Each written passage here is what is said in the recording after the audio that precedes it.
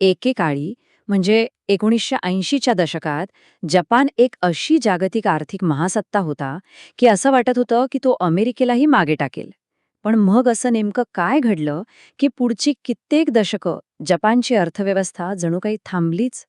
चला, या मोठ्या आर्थिक रहस्याचा आज उलगडा करूया. जरा विचार करा. एकीकडे 1989चा जपान, ज्याला जगाचं भविष्य मानलं जात होतं, न थांबणारी आर्थिक वाढ, जगातल्या मोठमोठ्या कंपन्या आणि जागतिक अर्थव्यवस्थेवर वर्चस्व. आणि दुसरीकडे आजचा जपान, अनेक दशकांची मंदी, विचित्र आर्थिक प्रयोग आणि कमी होणारी लोकसंख्या. हा जो प्रचंड मोठा फरक आहे ना, तोच आपल्या आजच्या विश्लेषणाचा केंद्रबिंदू आहे. चला तर मग पाहूया आपण हा प्रवास कसा उलगडणार आहोत. आपण या 40 वर्षांच्या आर्थिक प्रवासाचा आढावा 5 टप्प्यांमध्ये घेणार आहोत. 80च्या दशकातला महासत्ता जपान, त्यानंतर त्या मोठ्या आर्थिक बुडबुड्याचा स्फोट, मग मंदीचं दुष्टचक्र, ॲबेनॉमिक्सचे 3 बाण आणि शेवटी एक महत्त्वाचा प्रश्न, ही मंदी आहे की स्थिरता? चला तर मग सुरुवात करूया. आपली गोष्ट सुरू होतीये 1980च्या दशकात. तो काळ होता जपानच्या एका अविश्वसनीय आर्थिक तेजीचा. तर या प्रचंड तेजीमागे काही जागतिक कारणं होती. 1979मध्ये तेलाचं संकट आलं, ज्यानंतर जपानने व्याजदर कमी केले, त्यामुळे कर्ज मिळणं सोपं झालं. त्यानंतर अमेरिकेसोबत व्यापार वाढला आणि मग आला 1985चा प्रसिद्ध प्लाझा अकॉर्ड. यामध्ये जपानने आपल्या येन या चलनाची किंमत वाढवण्याचं मान्य केलं आणि त्याची भरपाई म्हणून व्याजदर आणखी खाली आणले. या सगळ्यामुळे झालं असं की जपानच्या अर्थव्यवस्थेत अक्षरशः पैशाचा पूर आला. आता हे वाक्य ऐकून तर तुम्ही थक्क व्हाल. तेजीच्या त्या काळात क्योटोमधल्या इम्पिरियल पॅलेस खालच्या जमिनीच्या एका लहानशा तुकड्याची किंमत संपूर्ण कॅलिफोर्निया राज्याच्या रिअल इस्टेटपेक्षा जास्त होती. विचार करा, यावरूनच कल्पना येते की तो बुडबुडा किती अवास्तव, किती प्रचंड मोठा होता. आणि मग तो क्षण आला ज्याने जपानच्या आर्थिक इतिहासाची दिशाच बदलून टाकली.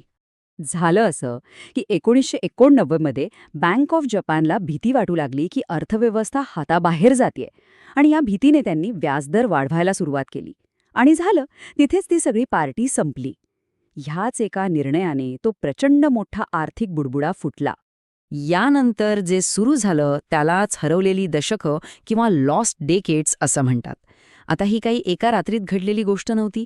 ही दीर्घकालीन मंदी वेगवेगळ्या आर्थिक समस्यांमुळे आली, ज्या 3 दशकांमध्ये पसरल्या होत्या. चला, त्या एक एक करून समजावून घेऊया. तर 1990च्या दशकातली पहिली आणि सगळ्यात मोठी समस्या होती डेट डिफ्लेशन, म्हणजे कर्जमंदी. म्हणजे नेमकं काय? तर हे एक असं दुष्टचक्र आहे जिथे वस्तूंच्या किमती कमी झाल्यामुळे तुमच्या कर्जाचं खरं ओझं वाढतं. मग लोक आणि कंपन्या खर्च कमी करतात आणि त्यामुळे किमती आणखी खाली येतात. हे चक्र कसं काम करतं ते बघूया. सगळ्यात आधी मालमत्तेच्या किमती कोसळतात. त्यामुळे कर्जाचा बोजा वाढल्यासारखा वाटतो. परिणामी लोक खर्च करणं आणि गुंतवणूक करणं थांबवतात. यामुळे बाजारात मागणी कमी होते आणि वस्तूंच्या किमती आणखी खाली येतात, म्हणजेच मंदी येते. आणि हे चक्र पुन्हा सुरू होतं. याच दुष्टचक्रात जपानची अर्थव्यवस्था पुरती अडकली, ज्याचा शेवट 1997च्या मोठ्या बँकिंग संकटात झाला. बरं, 2000चं दशक उजाडलं आणि एक नवीनच अडचण समोर आली, अपेक्षांचा सापळा. आता लोकांच्या आणि कंपन्यांच्या मनात हे पक्क बसलं होतं की वस्तूंच्या किमती काही वाढणार नाहीत, उलट कमीच होतील. आणि ही अपेक्षाच वास्तवात उतरू लागली. कामगार पगारवाढ मागत नव्हते आणि कंपन्या वस्तूंच्या किमती वाढवत नव्हत्या. क्वांटिटेटिव्ह इझिंगसारखे मोठे प्रयोग करूनही हे चक्र काही तुटलं नाही. आणि या सगळ्यावर कडितेली 2008च्या जागतिक आर्थिक संकटाने, ज्याचा खूप मोठा फटका जपानच्या निर्यातीवर अवलंबून असलेल्या अर्थव्यवस्थेला बसला. या हरवलेल्या दशकांच्या चक्रातून बाहेर पडण्यासाठी 2012मध्ये तत्कालीन पंतप्रधान शिंजो आबे यांनी एक खूप धाडसी, एक मोठी योजना आणली. या योजनेला ॲबेनॉमिक्सचे 3 बाण असं नाव मिळालं. पहिला बाण होता अत्यंत कठोर आर्थिक धोरण, ज्यात नकारात्मक व्याजदर आणि प्रचंड प्रमाणात क्वांटिटेटिव्ह इझिंग होतं. दुसरा बाण होता सरकारने स्वतः खर्च वाढवणं. आणि तिसरा बाण होता रचनात्मक सुधारणा, म्हणजे कंपन्यांवरचा टॅक्स कमी करणं आणि नियम सोपे करणं. आता जो पहिला बाण होता, म्हणजे ते आर्थिक धोरण, ते किती टोकाचं होतं याचा अंदाज तुम्हाला ह्या एका आकड्यावरून येईल. 70%. विचार करा, देशाच्या एकूण सरकारी कर्जापैकी 70% कर्ज देशाची मध्यवर्ती बँक म्हणजे बँक ऑफ जपान स्वतःच खरेदी करतेय. हे खरंच अभूतपूर्व आहे. आणि जपानचं हे सरकारी कर्ज किती प्रचंड आहे हे आपल्याला या आलेखातून स्पष्ट दिसतंय. जपानचं कर्ज जीडीपीच्या जवळपास 240% आहे. आता याची तुलना अमेरिका किंवा युनायटेड किंगडमशी केली तर त्यांच्यापेक्षा हे खूप म्हणजे खूपच जास्त आहे. पण इतके सगळे प्रयत्न करूनही एक मोठी अडचण आली. सरकारने अर्थव्यवस्थेत इतका पैसा ओतला, पण लोकांनी आणि कंपन्यांनी तो खर्चच केला नाही. उलट तो पैसा साठवून ठेवला गेला. त्यामुळे अबेनॉमिक्सचा जो मुख्य हेतू होता तोच साधला गेला नाही. मग याचा अर्थ असा घ्यायचा का की जपान सपशेल अयशस्वी ठरला? थांबा, जरा वेगळा विचार करूया. कारण या कथेला एक दुसरी बाजू पण आहे. चला, जपानच्या अर्थव्यवस्थेकडे एका नवीन दृष्टिकोनातून पाहूया.